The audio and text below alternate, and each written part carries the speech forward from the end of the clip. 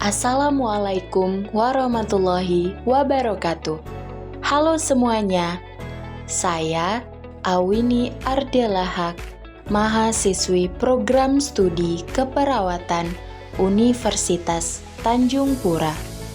Pada kesempatan kali ini, saya akan mengajak kamu untuk berkeliling di sekitar rumah saya. Yuk, ikut! Kira-kira ada apa ya di sana? Ayo kita lihat. Ternyata ada seseorang yang tidak sadarkan diri. Jika melihat kejadian seperti ini, apa yang sebaiknya kita lakukan? Yang harus kita lakukan adalah melakukan bantuan hidup dasar. Apa itu bantuan hidup dasar? Bantuan hidup dasar adalah pertolongan pertama yang dilakukan apabila seseorang mengalami henti jantung dan atau henti nafas. Indikasi dilakukannya bantuan hidup dasar ini adalah seseorang yang mengalami henti jantung dan atau henti nafas. Tindakan bantuan hidup dasar terdiri dari pijat jantung, pembebasan jalan nafas, dan pemberian bantuan nafas. Bantuan hidup dasar ini dapat dilakukan oleh siapa saja, baik masyarakat umum maupun tenaga medis.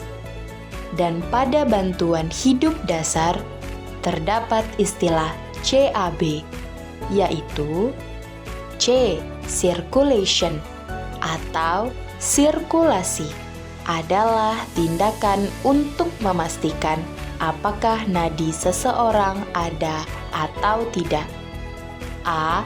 Airway atau jalan nafas adalah tindakan yang bertujuan untuk mengetahui apakah jalan pernafasan seseorang lancar atau terdapat sumbatan. B.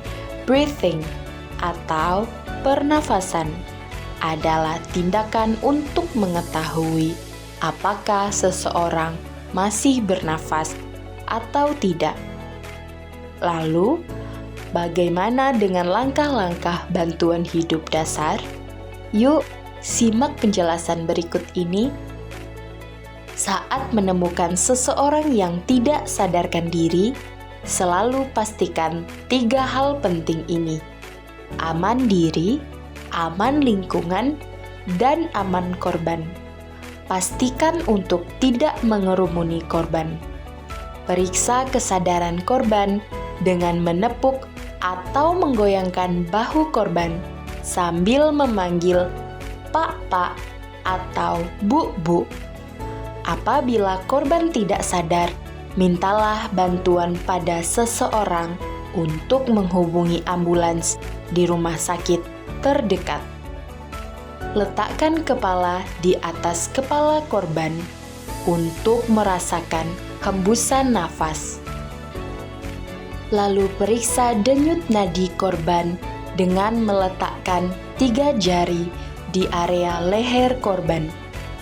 Apabila denyut nadi dan hembusan nafas tidak terasa, maka bantuan hidup dasar perlu dilakukan. Lakukan bantuan hidup dasar dengan kondisi korban terbaring pada alas yang rata dan keras. Buatlah posisi tangan seperti ini, lalu posisikan tangan pada bagian tengah dada korban. Lakukan pijat jantung dan pemberian nafas buatan dengan perbandingan 30:2 atau 30 kali pijat jantung banding 2 kali nafas buatan. Lakukan pijat jantung sebanyak 100 hingga 120 kali dalam 1 menit dengan kedalaman menekan dada 5 hingga 6 cm atau tidak terlalu dalam agar tidak terjadi cedera tambahan pada korban. Berikan nafas bantuan dari mulut ke mulut.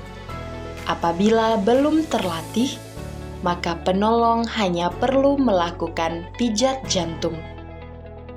Lalu, periksa kembali kondisi denyut nadi dan nafas korban. Apabila denyut nadi dan nafas sudah kembali, bantu korban untuk mengambil posisi pemulihan dengan membantu korban tidur dengan posisi miring. Bantuan hidup dasar dapat dihentikan apabila penolong sudah merasa letih atau bantuan medis telah datang dan korban telah kembali sadar. Nah, teman-teman, begitulah penjelasan singkat mengenai bantuan hidup dasar dan langkah-langkahnya ya. Perlu diingat bahwa bantuan hidup dasar hanya dilakukan pada korban yang mengalami henti jantung dan henti nafas saja ya. Tindakan ini tidak boleh dilakukan pada teman yang sadar. Sampai jumpa lagi ya di hari berikutnya. Wassalamualaikum warahmatullahi wabarakatuh.